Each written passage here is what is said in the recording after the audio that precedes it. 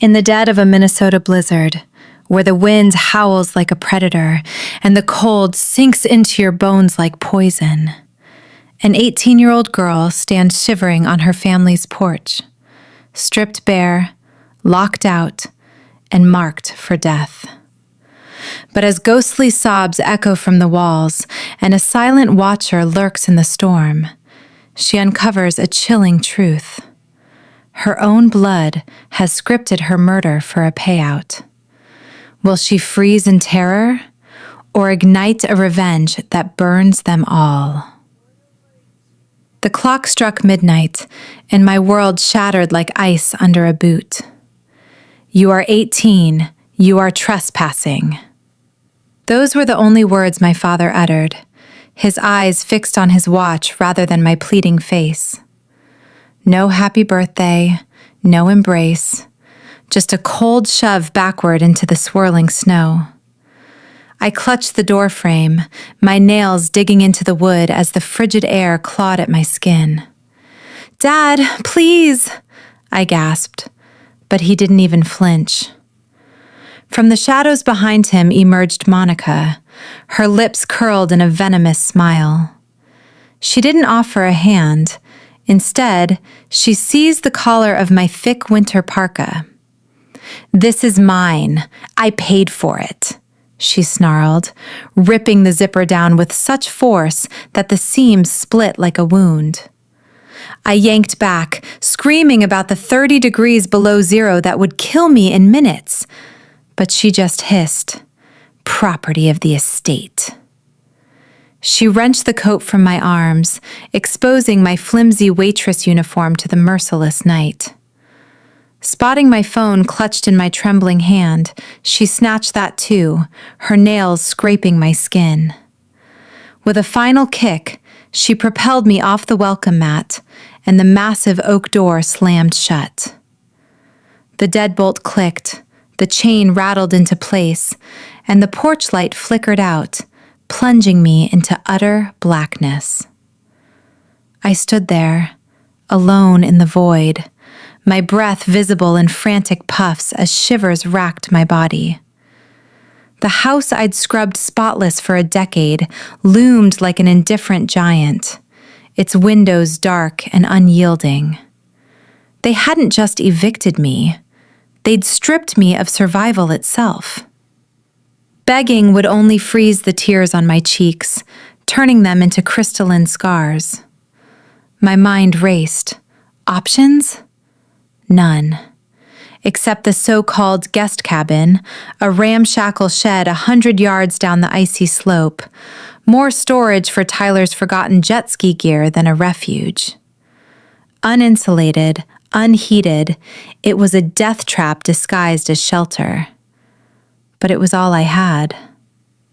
The snow was waist-deep, each step a brutal battle against the pull of gravity and the gale-force winds shrieking off the frozen lake.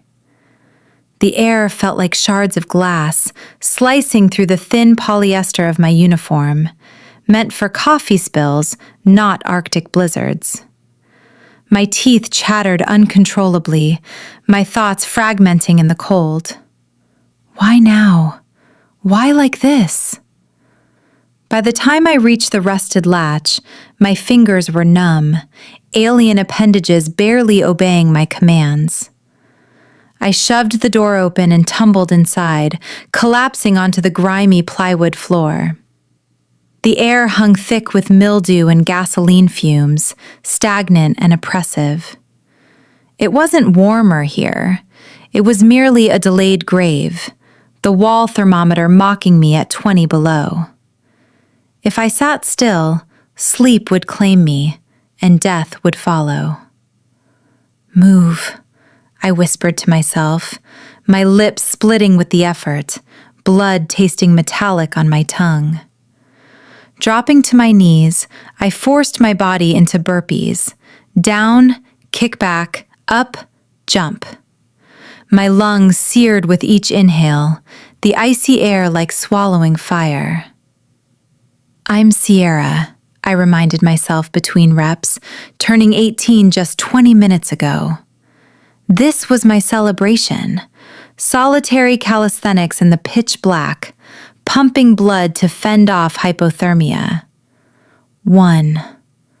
The rage ignited with every motion, hotter than any flame. It wasn't merely the eviction.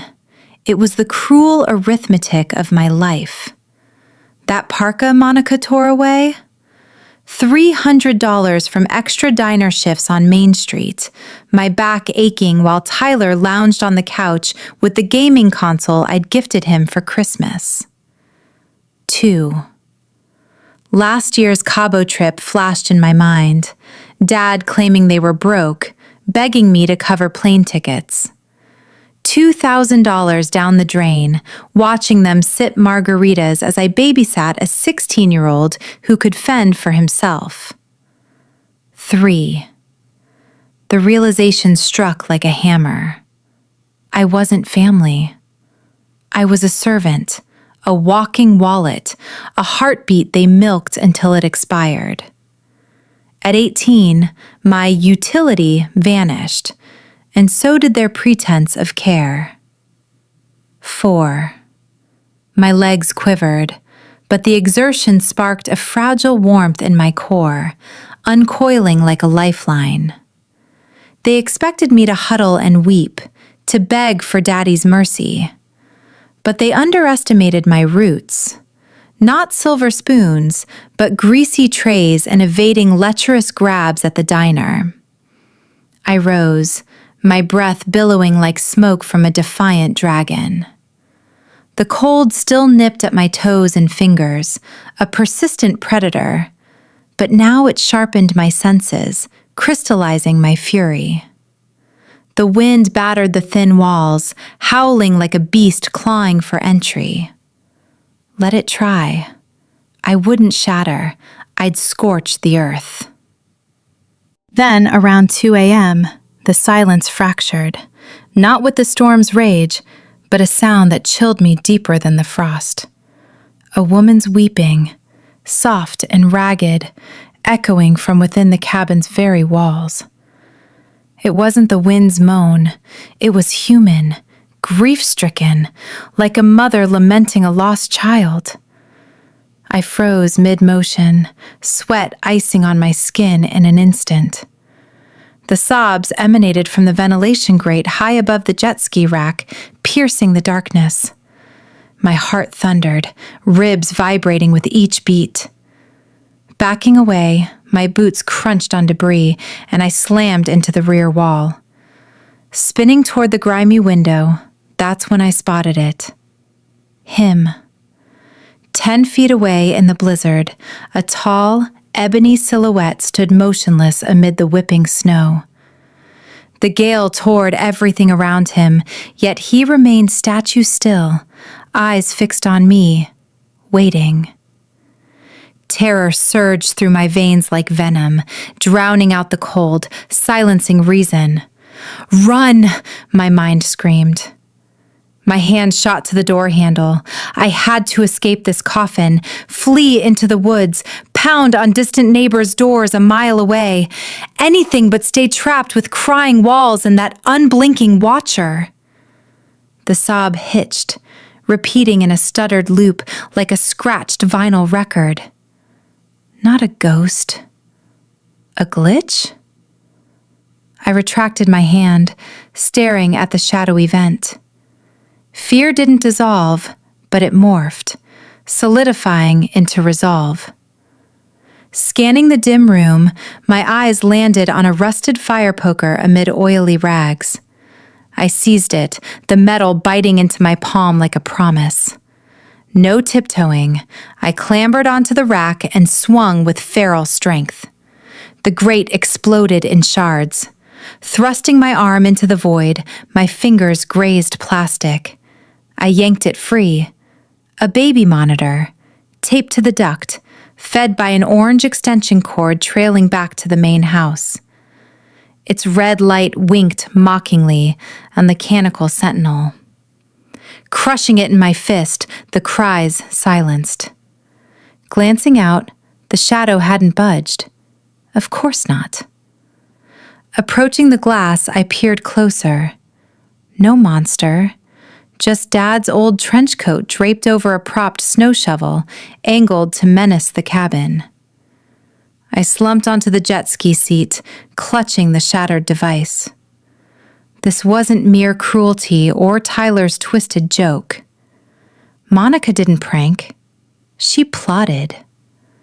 This was engineered horror, insurance fraud with a narrative twist. Simple hypothermia? An accident, investigable. But if neighbors heard a girl raving about ghosts, fleeing into the storm to perish, then it's a mental collapse, a tragic psychotic break. No negligence on their part, just my instability. They weren't content to kill me. They scripted my discredit, authoring my autopsy before my heart stopped. 10 minutes earlier, I'd been a petrified child, poised to sprint to my doom. But now? Fear flares and fades. Rage endures, a relentless machine. I clenched the poker, knuckles paling. No running, no screams. I'd endure this night, and come dawn, their empire would crumble. Dawn crept in like a reluctant witness, bruised purple and mercilessly cold. The wind had finally exhausted itself, leaving an eerie, crystalline silence over the snow-blanketed world. I pushed against the cabin door. The hinges shrieked in protest, a raw sound that echoed across the frozen lake. My legs felt like frozen timber, stiff, heavy, unresponsive, but they carried me forward. One step, another. Each one sent fresh spikes of pain shooting up my shins, reminding me I was still alive. I didn't glance back at the main house. I could picture them inside, wrapped in thick down comforters, breathing warm, dreamless sleep, already counting the insurance money that would never arrive. The trek to the county road felt endless, my waitress uniform now a rigid shell of frozen sweat and ice. Every breath burned my throat, every exhale hung in the air like a ghost. At the trailhead, a battered beige station wagon idled, exhaust curling white plumes into the pale sky. Hattie. Technically homeless since her disbarment 5 years ago, she still wore her reading glasses on a thin chain, as if ready to bang a gavel at any moment. She spotted me stumbling from the tree line and flung the passenger door wide. I collapsed inside. The heater blasted like a furnace.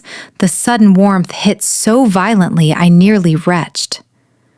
Thawing hurt worse than freezing. Pins and needles erupted in my fingers as blood fought its way back. Hattie pressed a thermos into my shaking hands. "Drink," she ordered, voice steady but eyes sharp with concern. Coffee sloshed onto my jeans as tremors rattled through me. Between gulps, words tumbled out. The rigged monitor, the looped crying, the shadow figure designed to drive me mad. Hattie didn't blink. She reached into her oversized wool coat and flicked a tiny black square onto the dashboard. An SD card. I stared at it, heart stuttering. How? She tapped the steering wheel, a grim smile tugging her lips. Tyler's predictable. Sadistic, but predictable. He drove to the diner at 6 this morning, probably to gloat to his buddies or grab breakfast while waiting for your body to turn up. Parked right next to me. Left his car unlocked. The trail camera was sitting on the passenger seat like a trophy. Idiot was planning to upload the footage later, relive his masterpiece. She shook her head in disgust. I just reached in and took the card while he was inside ordering pancakes. I lifted the plastic card. So light, yet it felt like lead. Proof of attempted murder captured in pixels. Take me to the precinct. Now. I want them in cuffs before the sun's fully up.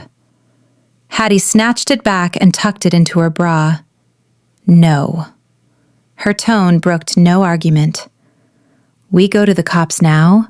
Monica calls her lawyer before the ink dries on the report. She'll claim the video's out of context, say she had no idea what Tyler was up to, post bail, jet to the Caymans.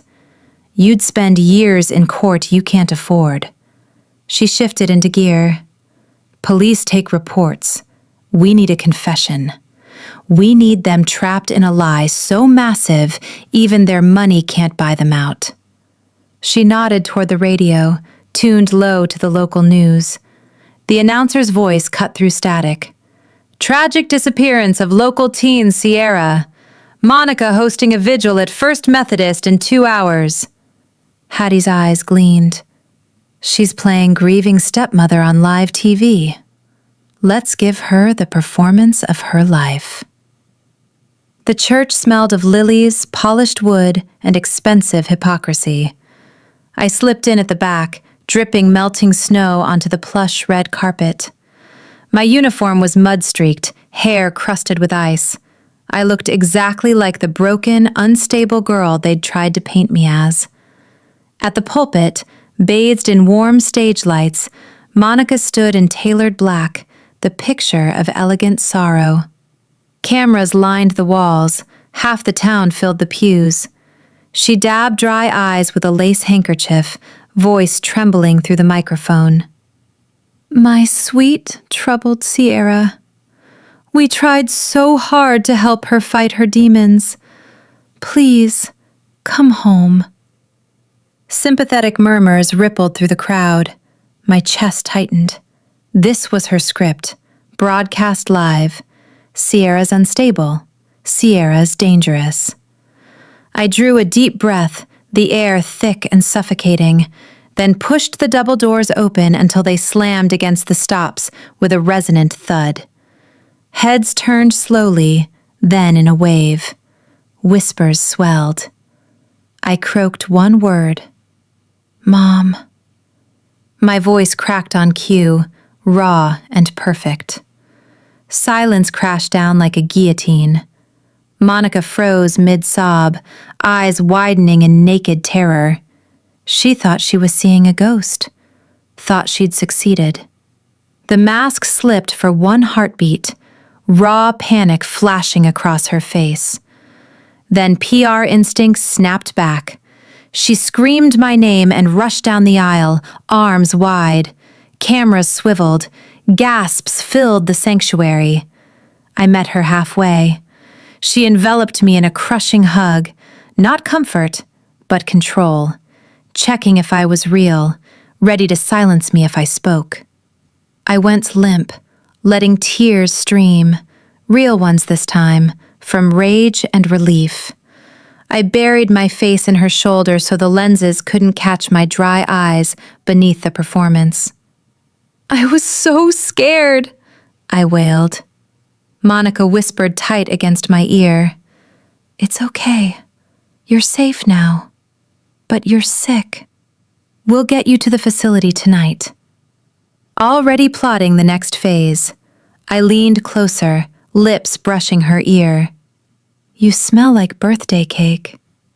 She stiffened like she'd been shocked. That was the signal. In the front row, an elderly woman in a heavy black veil lurched forward. Hattie. She knocked a microphone stand crashing into the AV table with a gunshot crack. Help! She cried, flailing dramatically. Kevin, the young technician I'd gone to school with, jumped up to assist, turning his back on the laptop. Monica flinched at the noise, grip loosening a fraction. 3 seconds. My left arm stayed locked around her waist, anchoring her. With my right, hidden by our bodies, I reached. Fingers brushed warm plastic. I yanked the church's USB drive free and slid Hattie's in its place. Kevin turned back, helping Hattie up. I withdrew my hand, wiping a fake tear.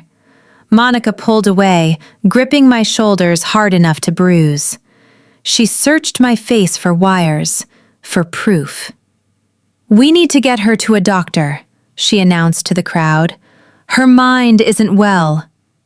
I looked up with wide, innocent eyes. "I know, but I just want to see the video you made for me." I pointed to the big projection screen behind the pulpit. Monica's shark smile returned. She waved at Kevin. "Play the tribute." He hit the spacebar, lights dimmed, the screen descended, humming. Monica squeezed my hand, ready for baby photos and soft piano, ready to cry on cue. The screen flickered. No photos. Grainy black and white night vision. Timestamp, 11:45 p.m. A figure in a heavy coat dragged a snow shovel into frame. Tyler. His eyes glowed white in infrared. He wasn't clearing snow. He was piling it against the cabin door, packing it tight, sealing me in. Murmurs erupted. On screen, he paused, looked toward the window where I'd been suffering, and laughed, shoulders shaking silently. He texted, gave a thumbs up to the main house. The angle shifted, curtains parted.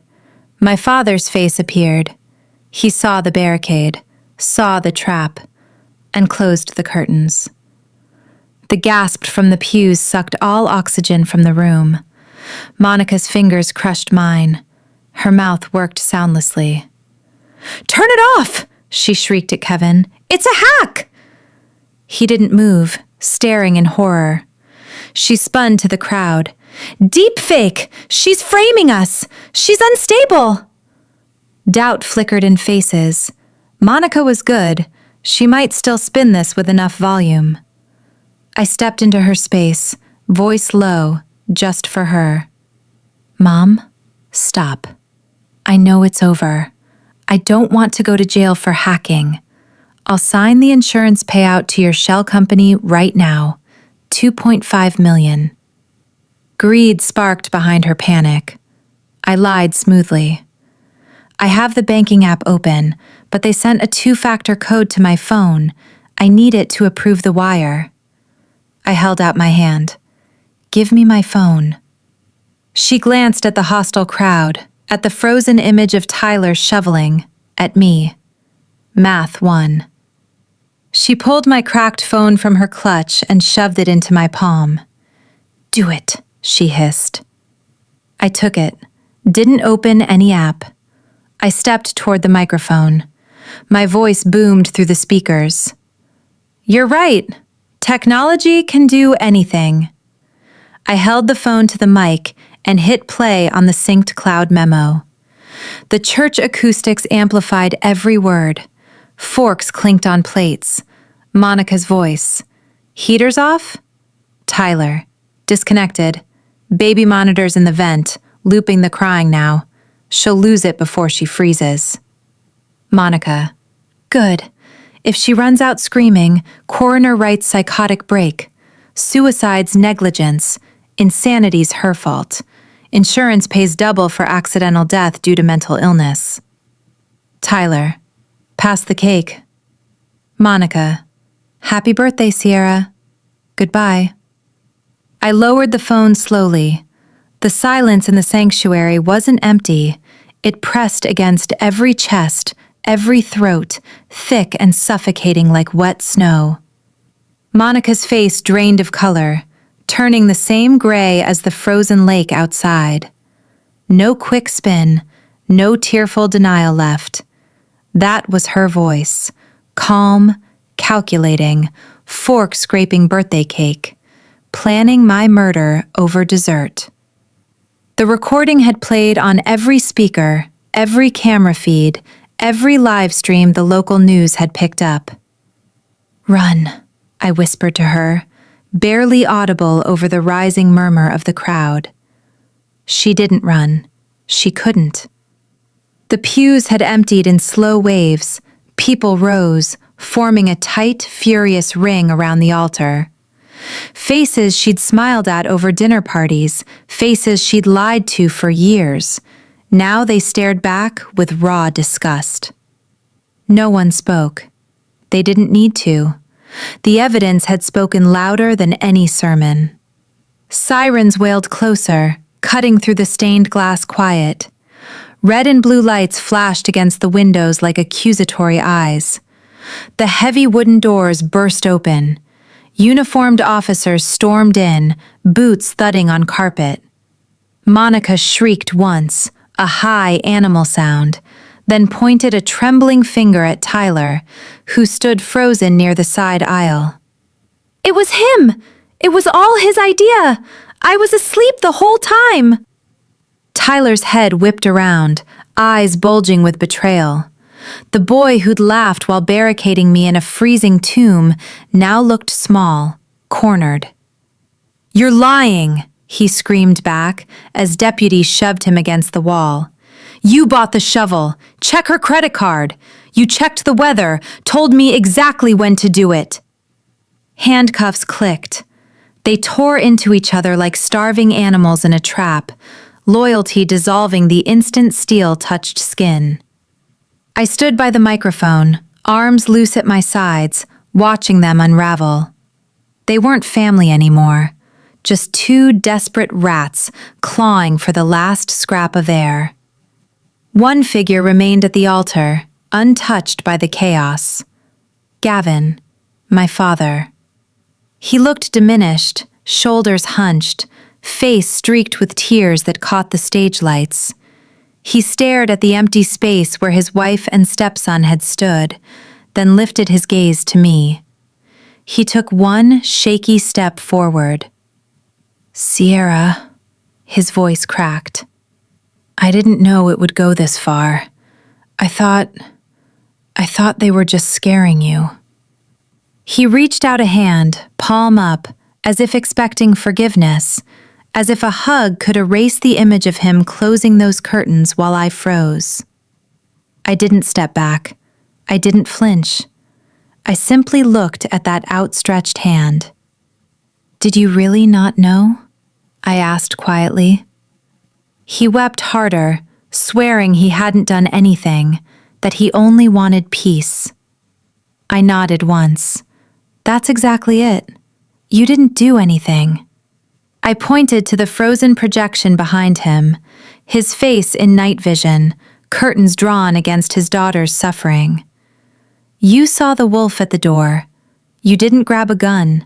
You didn't call for help. You just turned up the television so you wouldn't hear the screams." His hand fell. He crumpled, sobbing into his palms. "I have nowhere to go. They'll take the house." "I know," I said. "It's cold outside. Make sure you wear a coat."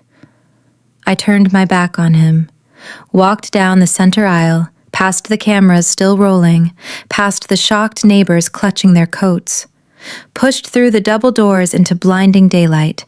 The sun bounced off fresh snow, sharp and clean.